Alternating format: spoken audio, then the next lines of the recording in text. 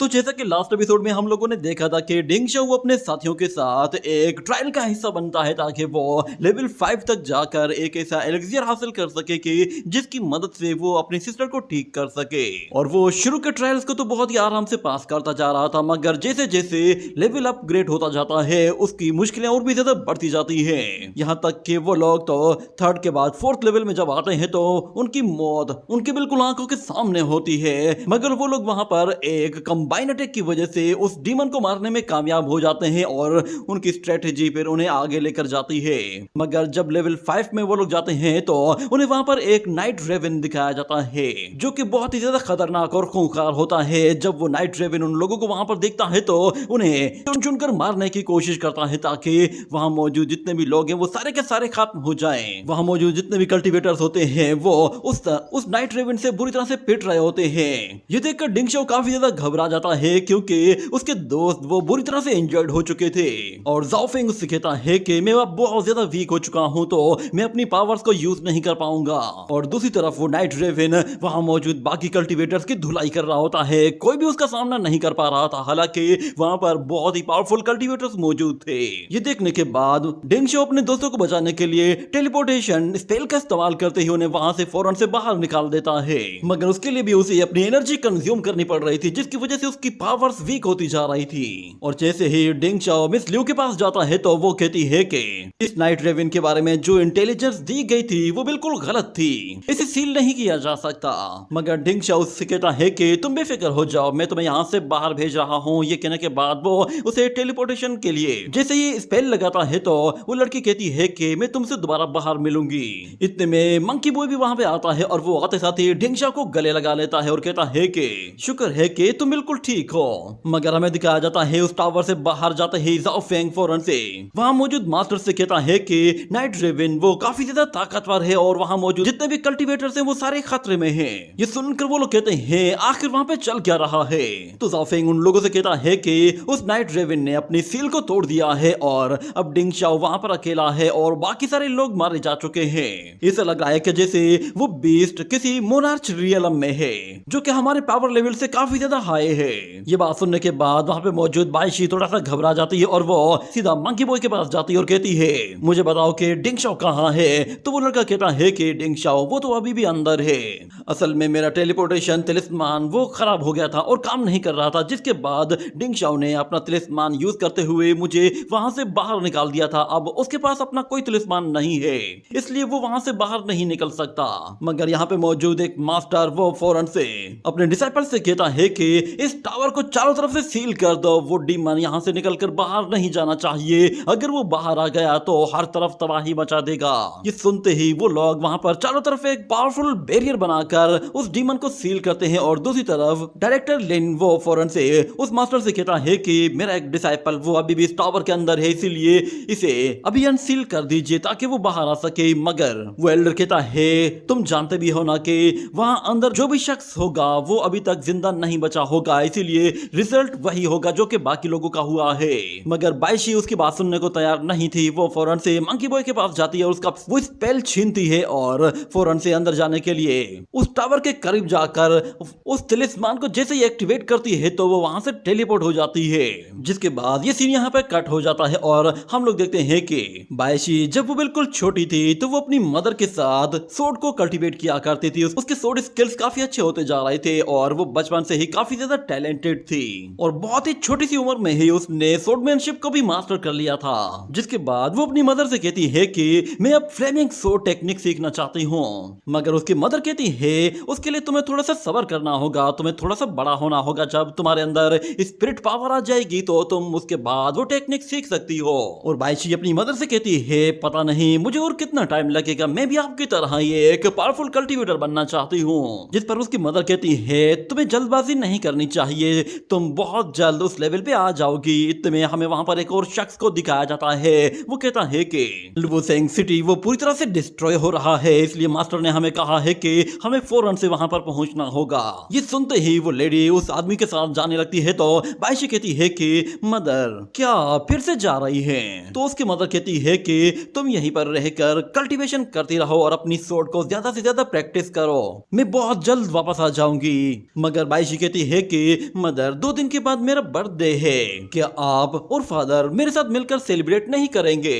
इतने में वहां पर वो वॉरियर कहता है कि अब हम लोगों को चलना चाहिए। ये सुनते ही चुआनमू अपनी डॉटर से कहती है कि मेरा ये जेट पेंडेंट अपने पास रख लो, ये तुम्हारा बर्थडे गिफ्ट है और मुझे पूरी तरह से यकीन है कि तुम बहुत जल्द अपने स्पिरिट बीस्ट को अवेकन कर लोगी। मैं जब वापस आऊंगी तो तुम सबसे पहले मुझे वो अपना स्पिरिट बीस्ट दिखाना।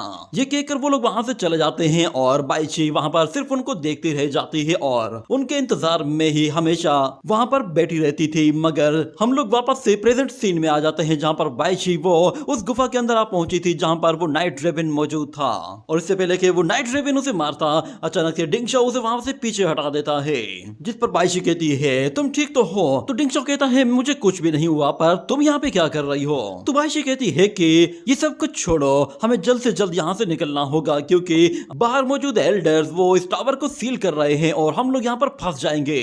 तो डिंगशाओ कहता है तुम्हें अंदर नहीं आना चाहिए था, पर वो लड़की कहती है अब इसकी कोई जरूरत नहीं, हमें अब यहाँ से निकलने का सोचना चाहिए। ये कहने के बाद वो एक हीलिंग पिल उसे खिला देती है और कहती है कि इससे तुम कम से कम अपनी हाफ एनर्जी को तो रिकवर कर लोगे। जिसके बाद डिंगशाओ को फील होता है कि उसके एक हाथ में मौजूद स्पिरिट पावर अवेकन हो चुकी है।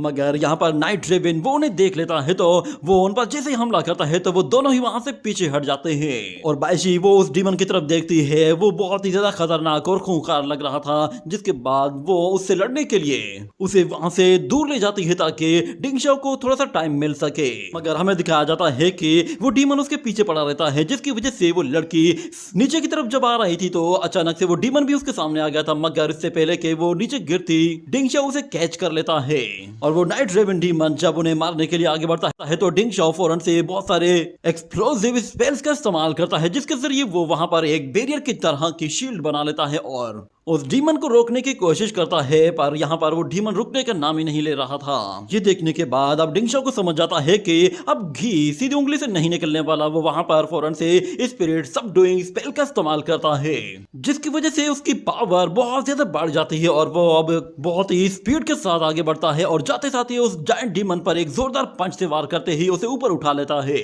मगर वो डीमन इतना ताकतवर होता है कि उस पंच के बाद भी उस पर कोई इतना खास असर नहीं हुआ था। वो अपने एक हाथ से ही डिंगशाओ को पकड़कर उसे इतना जोर डालता है कि डिंगशाओ को उससे काफी तकलीफ होती है। ये देखते ही बाइशी फौरन से अपने स्पेल का इस्तेमाल करते ही डिंगशाओ की हेल्प करती है, जिससे वो उस हाथ से बाहर निकल आता है। मगर उस प्रेशर की वजह से उसकी हालत थोड़ी सी खराब हो गई थी और वो बाइशी से कहता है कि हमें नाइट ड्रेगन से बचने के लिए पहले कोई ऐसी जगह ढूंढनी होगी कि जहां पर वो ज्यादा मूवमेंट ना कर सके। और जब नाइट ड्रेगन उन लोगों की तरफ दोबारा से आगे बढ़ने लगता है तो डिंगशाओ फिर से अपने शील्ड्स का इस्तेमाल करता है, जो कि मल्टीपल लेयर्ड होती है और वो उन लोगों को प्रोटेक्ट करने के लिए थोड़ा सा टाइम दे सकती थी। मगर वो डीमन एक एक करके उन शील्ड्स को तोड़ना शुरू कर देता है। ये देखते ही बाइशी स्पिरिट बाइंडिंग टेक्निक को यूज करती है और बहुत सारी गोल्डन चेन्स रिलीज करती है, जिससे वो इस स्पिरिट डीमन को पूरी तरह से जकड़ लेती है और उसके पास भागने का कोई मौका नहीं होता। और इसी मौके का फायदा उठाते हुए डिंगशाओ अपनी सोड लेकर बहुत ही तेजी से उस डीमन की तरफ आगे बढ़ता है और उसके सर पर वो सोड मारने ही वाला था। मगर वो नाइट ड्रेगन अपने बहुत सारे फीदर्स रिलीज करता है, जिससे वो डिंगशाओ को उठाकर दूर फेंक देता है और वो फेदर्स फिर बाइशी की तरफ जाने लगते हैं। तो बाइशी उन्हें आते हुए देख लेती है और उन्हें एक एक करके डॉज करती जाती है। मगर उस नाइट ड्रेगन का एक अटैक इतना ताकतवर होता है कि उससे बाइशी वहां से दूर जा गिरती है और फिर नाइट ड्रेगन उन चेन्स को बहुत ही आराम से तोड़ भी देता है। यहाँ पर दोनों ही वॉरियर्स बिल्कुल बेहाल हो चुके होते हैं, वो अपनी हेल्प भी नहीं कर पा रहे थे। स्पिरिट अचानक डिंगशाओ की बॉडी में मौजूद वो स्पिरिट डिंगशाओ से कहती है कि मैं इस स्पिरिट बीस्ट को पूरी तरह से एब्जॉर्ब कर सकता हूँ अगर तुम इसे सप्रेस करो। तो डिंगशाओ से कहता है क्या तुम वाकई में ऐसा कर सकते हो? ये मोनार्च लेवल का स्पिरिट बीस्ट है। जिस पर उसका वो बीस्ट कहता है हाँ तो क्या हुआ, मैं किसी भी स्पिरिट बीस्ट को एब्जॉर्ब कर सकता हूँ, चाहे वो किसी भी लेवल का हो। इतना कहने के बाद वो स्पिरिट अपनी पावर डिंगशाओ के साथ शेयर करता है। तो हमें दिखाया जाता है कि यहाँ पर बाइशी वो काफी बेहाल होती है और वो डीमन जैसे ही अपना पैर उसके ऊपर रखता है तो वहां मौजूद हर एक चीज दूर जा गिरती है और हमें दिखाया जाता जाता है कि डिंग शाओ सही टाइम पर वहां पर पहुंच गया था और उसने बाइशी को बचा लिया था। ये देखकर बाइशी भी हैरान हो जाती है क्योंकि डिंग शाओ ने अपनी स्पिरिट पावर को यूज किया था, जिसके जरिए वो एक बड़ा सा पंजा क्रिएट करता है और उसके जरिए उस नाइट रेवन के पंजे को वापस पीछे धकेल देता है। ये देखकर बाइशी कहती है, अच्छा तो ये है तुम्हारी स्पिरिट पावर। असल में डिंग शाओ की स्पिरिट पावर ने अपना शेप लेना शुरू कर दिया था और वो पहले तो उस पंजे के साथ उस डीमन को पीछे धकेलता है और फिर बाइशी इसी मौके का फायदा उठाते ही अपनी सोड निकालती है और उस डीमन को सरप्राइज करने के लिए अपना एक पावरफुल फ्लेमिंग स्पेल यूज करने वाली थी, मगर यहाँ पर वो डीमन पूरी तरह से तैयार खड़ा था। मगर उसके बावजूद भी बाइशी जब उस पर अपनी फ्लेम्स रिलीज करती है तो वो डीमन पूरी तरह से जलना शुरू हो जाता है। मगर डिंग शाओ देख लेता है कि उस डीमन को इससे कोई खास फर्क नहीं पड़ रहा। इतने में वो डीमन अपनी एक लंबी सी जबान निकालता है और उसके जरिए बाइशी को मारने ही वाला था, मगर अचानक जब उसकी नजर बाइशी के पेंडेंट पर पड़ती है तो वो डीमन अपनी जबान को वहां से दूसरी डायरेक्शन पर मोड़ लेता है और बाइशी वहां से सीधा नीचे जा गिरती है। जिसके बाद डिंग शाओ वो स्पिरिट सबडुइंग स्पेल सेकंड स्टेज को यूज करते हुए दो जायंट पिलर्स को सीधा उस स्पिरिट बीस्ट के ऊपर दे मारता है, जिसकी वजह से वो स्पिरिट बीस्ट पूरी तरह से उसके नीचे दब जाता है और सप्रेस होता है। और उसके साथ वो स्पिरिट बीस्ट फिर डिंग शाओ से कहता है, यकीन नहीं आता कि तुम इतने ज्यादा ताकतवर कैसे हो। मगर डिंग शाओ फौरन से उसके पास आता है और उसकी स्पिरिट पावर को एब्जॉर्ब करना शुरू कर देता है, जिस पर वो स्पिरिट डीमन भी घबरा जाता है और कहता है कि तुम ये क्या कर रहे हो। तो डिंग शाओ से कहता है कि मैं बस तुम्हारी पावर्स को एब्जॉर्ब कर रहा हूँ, असल में मेरा पेट वो बहुत ही भूखा है। ये सुनकर नाइट रेवन कहता है, ये तुम क्या कह रहे हो, तुम्हारा पेट, वो पेट है कौन। मगर डिंग शाओ उसे कुछ बताता इससे पहले ही वो उसकी सारी की सारी एनर्जी को एब्जॉर्ब कर लेता है और उसकी पूरी बॉडी ही गायब हो जाती है। मगर फिर हमें दिखाया जाता है कि बाइशी की मदर की सोल वो दोबारा से अपनी एनर्जी फॉर्म में एक जगह इकट्ठी होना शुरू होती है, तो वो पूरी तरह से एक सोल शेप ले लेती है और वो डिंग शाओ से कहती है, तुम्हारा बहुत बहुत शुक्रिया कि तुमने मुझे इस एविल स्पिरिट बॉडी से आजाद करवा दिया। मैं न जाने कितने टाइम से इसके अंदर बंद थी। अगर तुम मेरी हेल्प ना करते तो शायद मैं बाइशी को कभी नहीं देख पाती। ये सुनकर डिंग शाओ कहता है कि क्या आप ही उसकी मदर हैं। ये सुनकर बाइशी भी काफी चौंक जाती है और वो अपनी मदर को देखते ही पहचान जाती है कि ये तो उसकी अपनी मदर है और श्वान मुंह से कहती है, बाइशी तुम तो काफी बड़ी हो गई हो। जिस पर बाइशी कहती है कि मदर क्या ये वाकई में आप हैं? आपसे बिछड़े हुए मुझे 15 साल हो चुके हैं। इतने लंबे टाइम से मैं सिर्फ और सिर्फ आपको तलाश कर रही थी। मैंने इस दुनिया का चप्पा चप्पा छान मारा है, मगर आप यहाँ पर इस टावर के अंदर बंद थी। मैं इमेजिन कर सकती हूँ आपने न जाने कितना टॉर्चर बर्दाश्त किया होगा। ये कहते हुए वो रोना शुरू कर देती है और कहती है, मुझे बताएं तो सही कि आखिर आपके साथ ये सब कुछ कैसे हो गया। इतने में हमें दिखाया जाता है बाइशी बिल्कुल अपने उसी रूप में आ जाती है जो कि उसका बचपन का रूप था और उसकी मदर उसे बताती है कि जिस टाइम मैं तुम्हें छोड़कर गई थी उस टाइम लुवोफेंग सिटी पर एविल स्पिरिट्स का हमला हो गया था और एविल स्पिरिट की वजह से मेरी ज्यादातर मेमोरी खत्म हो चुकी है। मुझे सिर्फ और सिर्फ अपनी बस आखिरी वाली ही कुछ मेमोरीज याद हैं जिसमें मैं तुमसे मिली थी और उसके बाद मैं लुवोफेंग सिटी में गई थी। मुझे अपने एक टीममेट शो किंग को बचाना था, तो उसके लिए मुझे वहां मौजूद एविल स्पिरिट से हर हाल में लड़ना पड़ रहा था। उसके बाद वहां पर क्या हुआ मुझे कुछ भी याद नहीं। तो बाइशी कहती है कि फादर ने मुझे आपके बारे में कभी भी कुछ नहीं बताया, यहाँ तक कि उन्होंने तो मुझे ये कहकर मना कर दिया कि मैं आपको ढूंढना बंद कर दूं।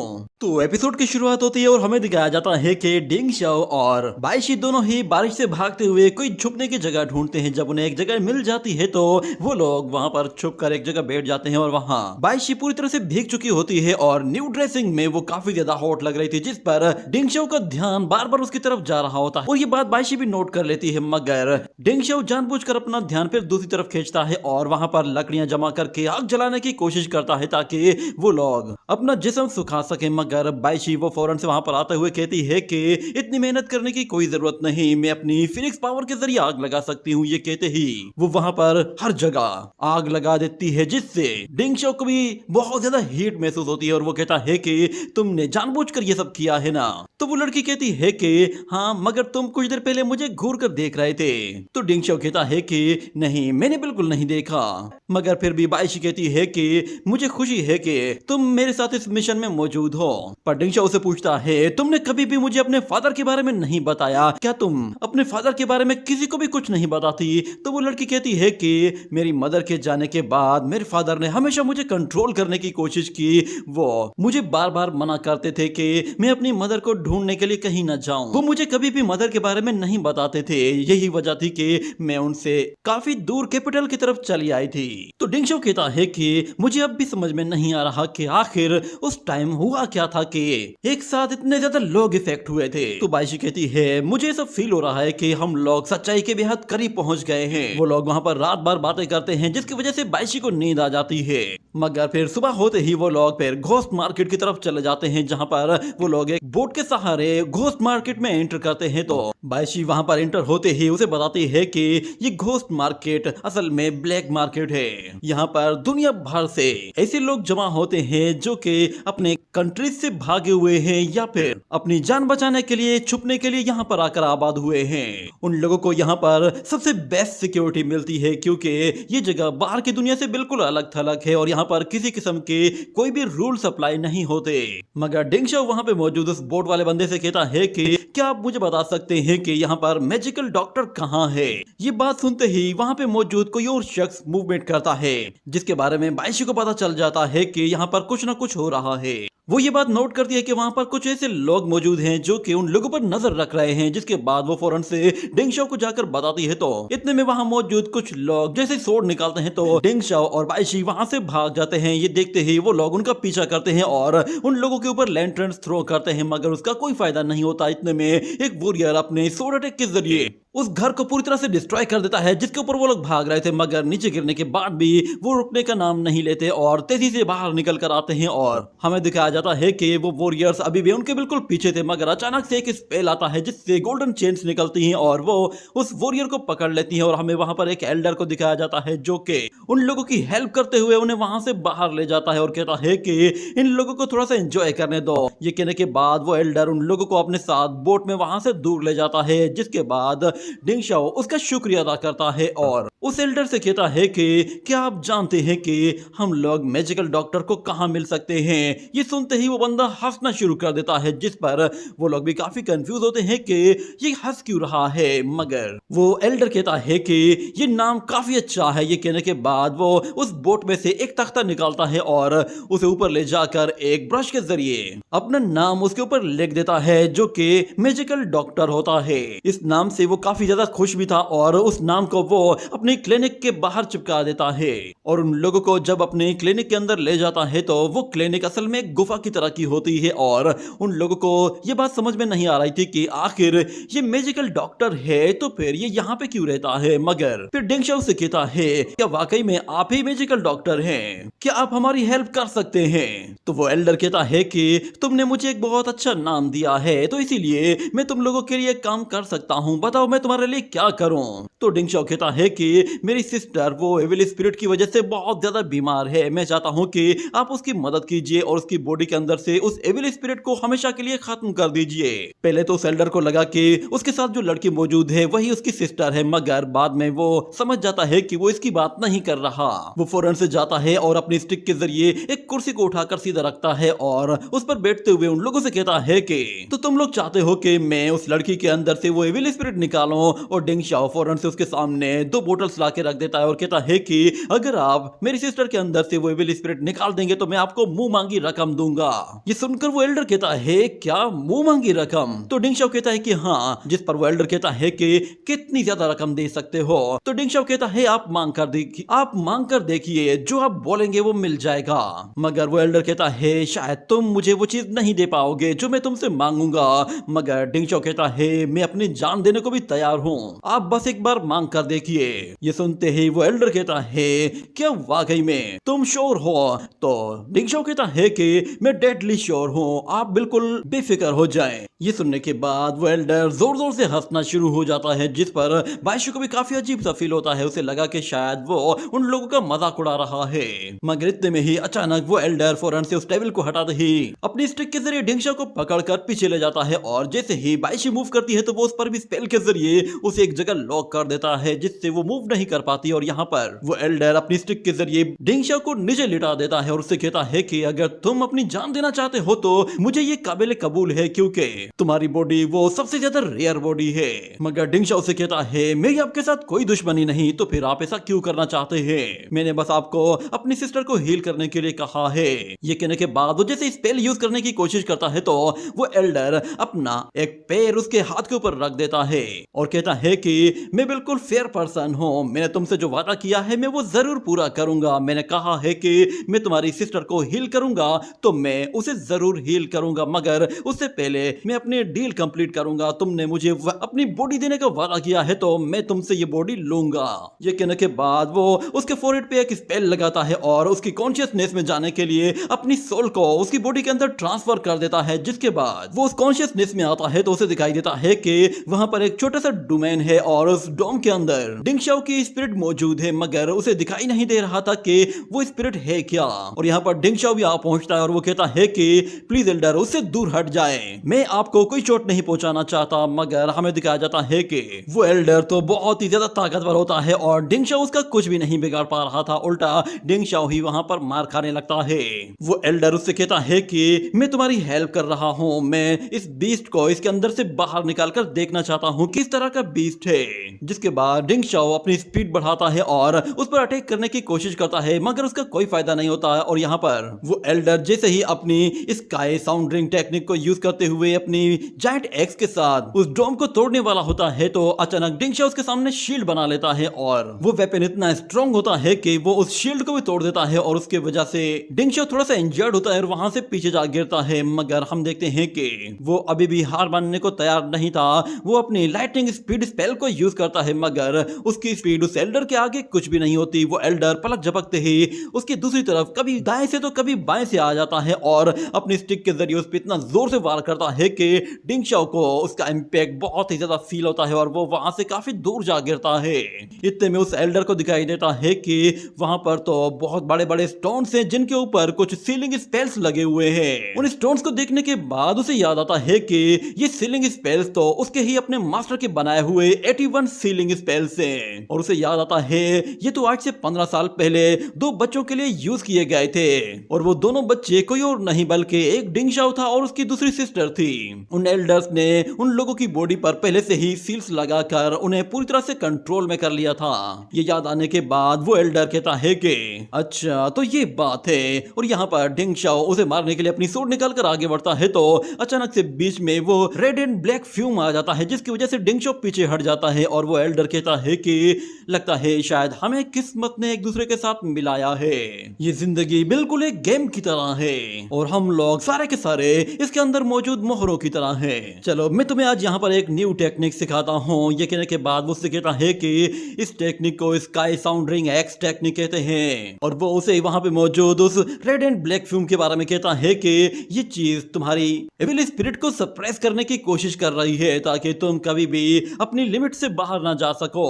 पर मैं तुम्हें बताता हूँ कि तुम्हें इस फ्यूम को किस तरह कंट्रोल करना है। ये कहने के बाद वो फौरन से एक स्काई नेट क्रिएट करता है जिसकी वजह से वो सारे के सारे ब्लैक फ्यूम को एक बार में ही सील कर देता है और डिंगशाओ की हेल्प करने के लिए फौरन से अपनी वो जायंट एक्स लेकर फौरन ऊपर जाता है और उसके जरिए बहुत ही ज्यादा लाइटनिंग एनर्जी क्रिएट करता है जिससे वो उस एविल फ्यूम को सप्रेस करता है।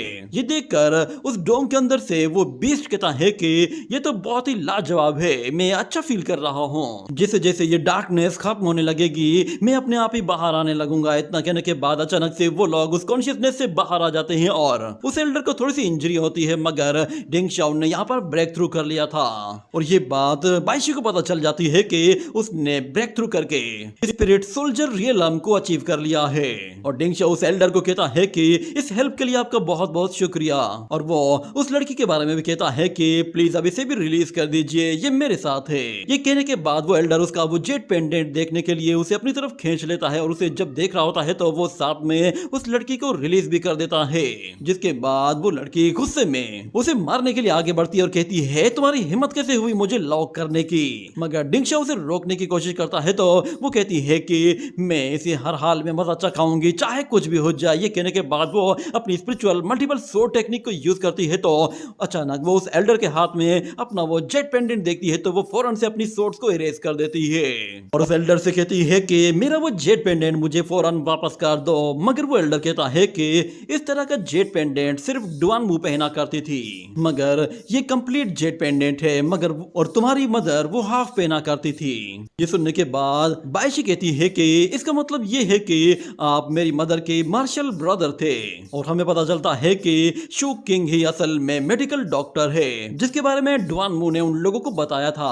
और डिंगशो भी कहता है कि एल्डर ने मेरी भी हेल्प की है, उन्होंने मुझे सोल्जर रियलम तक पहुंचाने में मेरी हेल्प की और वो तुम्हारी भी हेल्प कर सकते हैं। मगर वो एल्डर उन लोगों से कहता है कि तुम लोग मुझे एल्डर मत कहो, मेरी एज सिर्फ 35 साल है और शायद मैं इतने लंबे टाइम से विल स्पिरिट्स के साथ लड़ रहा हूँ, इसीलिए शायद मेरी एज तुम लोगों को ज्यादा लगती होगी। वैसे भी तुम लोगों को भी इसी तरह की ही कीमत चुकानी पड़ सकती है अगर तुम लोग कंटिन्यूसली लोगों की बॉडी से उनकी विल स्पिरिट्स को निकालते रहोगे।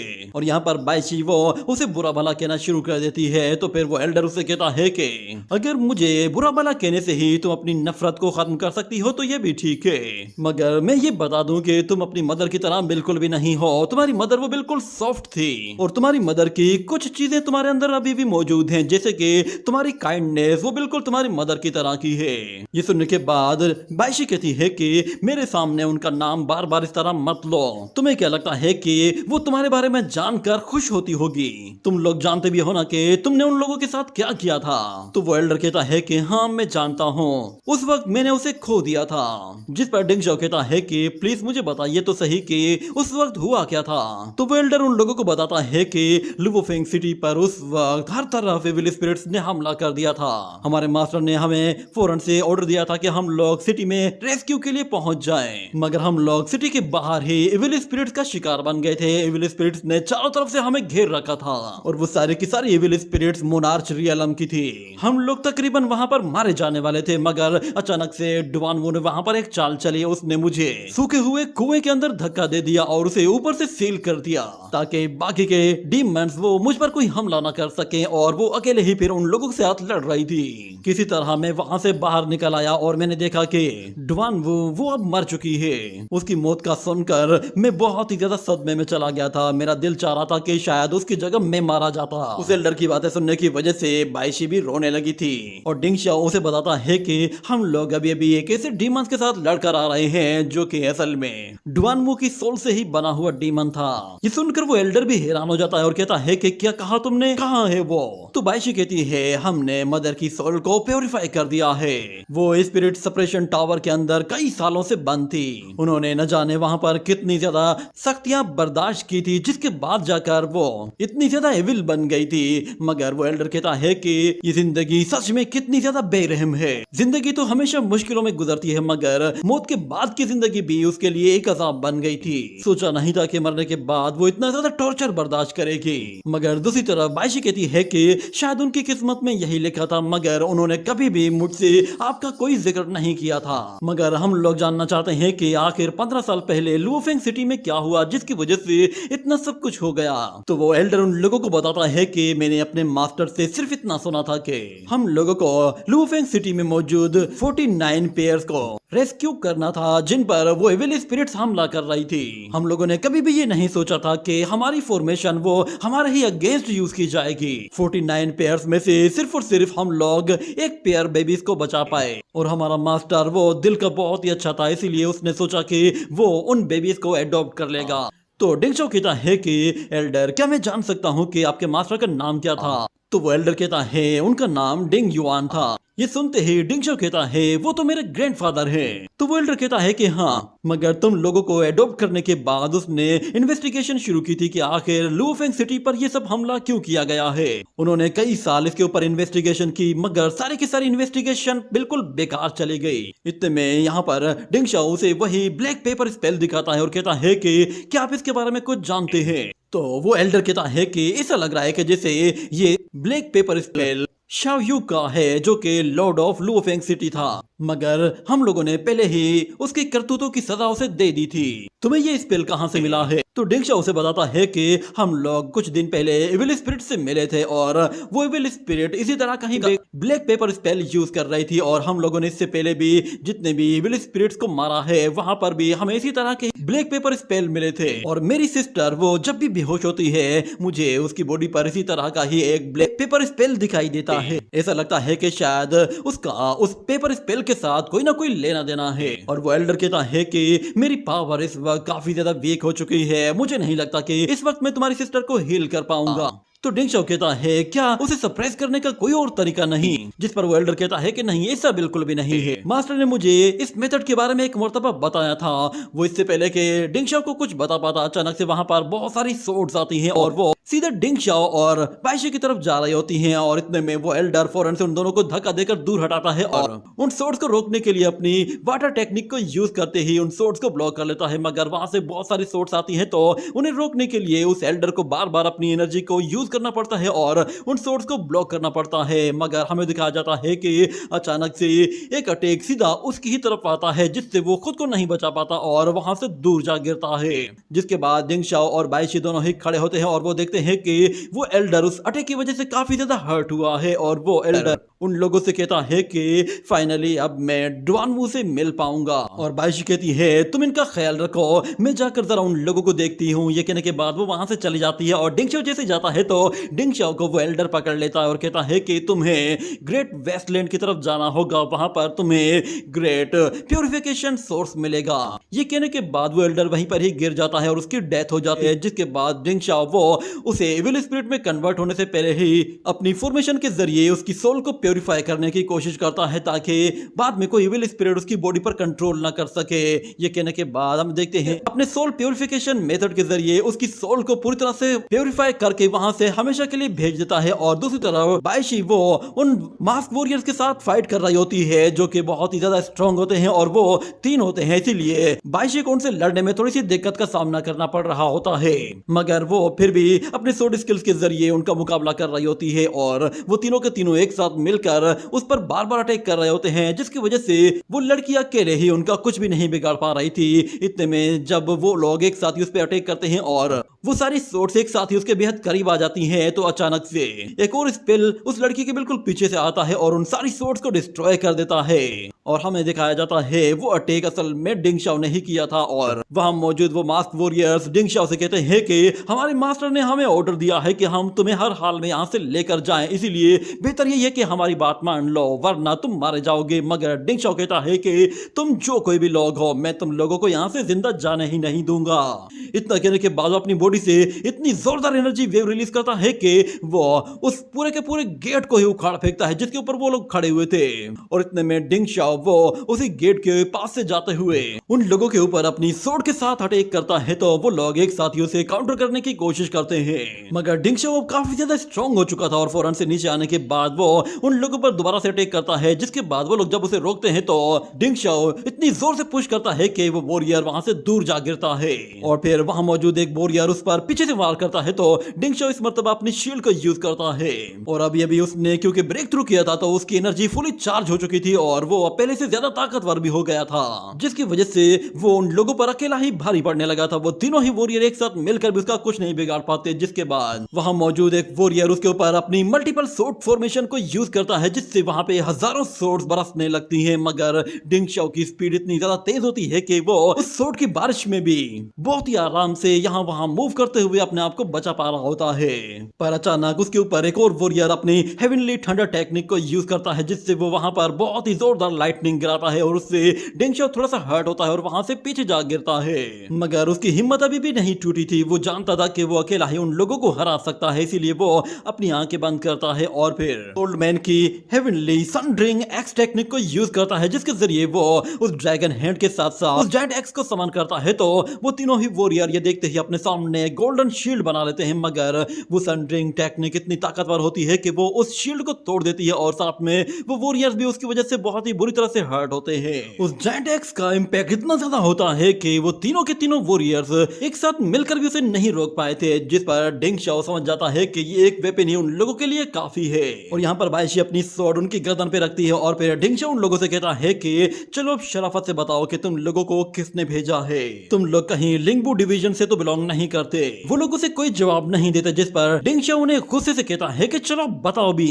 मगर वो लोग कहते हैं कि डिंग शाओ हमारा सेक्ट कभी भी हमारी कुर्बानी को जाया जाने नहीं देगा। ये कहने के बाद वो लोग जैसे उसकी तरफ ये कहने के बाद डिंग शाओ ने मारने के लिए जैसे आगे बढ़ता है तो वो लोग खुद ही अपनी बॉडी को पूरी तरह से जला देते हैं। और हमें दिखाया जाता है उनके मास्टर के हाथ में भी वो स्पेल्स होते हैं जो कि पूरी तरह से जल जाते हैं। और वो कहता है कि 3 पपेट्स तो जाया हो गए।